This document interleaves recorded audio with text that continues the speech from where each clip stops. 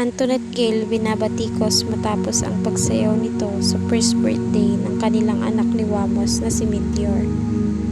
Isang sexy dance ang ginawa ni Antoinette na alay niya para sa kanyang mag-ama.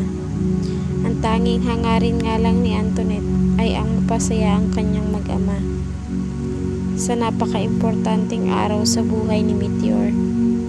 Ngunit hindi nakaligtas sa pagpuna ang naging performance ni Antoinette at binabatikos ito.